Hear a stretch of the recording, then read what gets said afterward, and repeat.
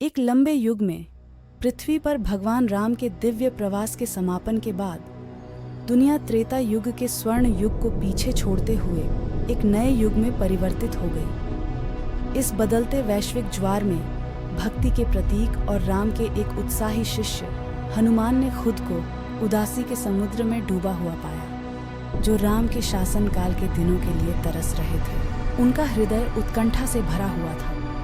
पवन देवता के पुत्र और अटूट विश्वास के अवतार हनुमान ने एक गहरी यात्रा शुरू की। उन्होंने त्रेता युग को वापस लाने की कोशिश की, वह युग जो राम के गुणों और महिमा से चमक रहा था। उनकी भक्ति की गहराई इतनी थी कि उनका मानना था कि उनका गहन ध्यान और आध्यात्मिक शक्ति समय के प्रवाह को उलट सकती है और पिछले युग को पुनर्जीवित कर सकती है। एक सुनसान अभयारण्य में लौटते हुए हनुमान ने एक असाधारण ध्यान शुरू किया।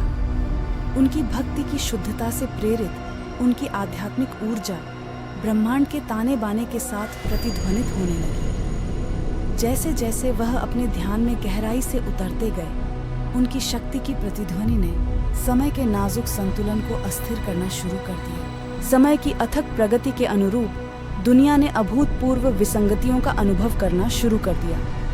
ऋतुएं धुंधली होने लगीं, तारे अपने आकाशीय पथों में कांपने लगे और प्रकृति के तत्व अव्यवस्था में फुसफुसाए। देवता इस व्यवधान को देखते हुए चिंतित हो गए, क्योंकि ब्रह्मांड की सामंजस्यपूर्ण लय बदल रही थी।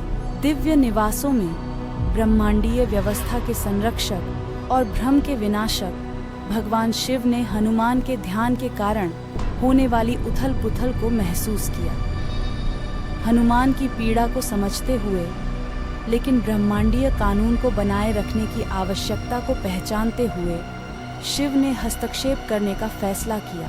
कैलाश पर्वत पर अपने निवास से उतरते हुए शिव हनुमान के सामने एक उज्जवल रूप में प्रकट हुए।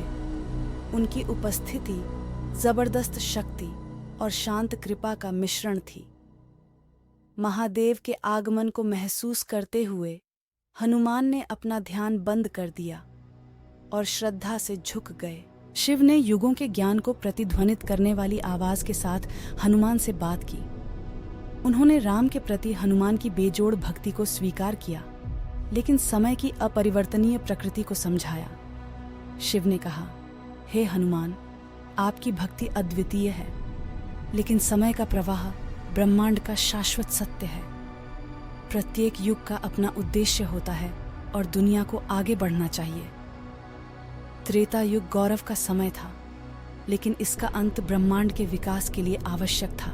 हनुमान ने शिव के गहन शब्दों को सुनकर अपने हृदय में ज्ञान की शुरुआत महसूस की। वे समझ गए कि त्रेता युग को वापस लाने की उनकी इच्छा, हालांकि भक्ति से उपजी थी, उन सार्वभौमिक कानूनों के विपरीत थी जिनका भगवान भी पालन करते थे। शिव ने आगे कहा, हे पराक्रमी हनुमान, आपकी भूमिका अब इस युग में आत्माओं को प्रेरित करने और मार्गदर्शन करने की है, राम की शिक्षाओं और गुणों को जीवित रखने की है। आपकी भक्ति वह प्रकाश स्तंभ होगी जो धार्मिकता के मार्ग को रोशन करती है। गहन समझ से भरा हुआ उनका हृदय हनुमान ने शिव की सलाह को स्वीकार कर लिया। उन्होंने महसूस किया कि राम के प्रति उनकी भक्ति समय से बंधी नहीं है और वे वर्तमान युग में अपने आदर्शों को बनाए रखते हुए राम का सबसे अच्छा सम्मान कर सकते हैं। इस प्रकार हनुमान ने नए उद्देश्य के साथ राम की विरासत की रक्षा के लिए खुद को समर्पित कर दिया, जो अटूट विश्वास और धार्मिकता का प्रतीक बन गया।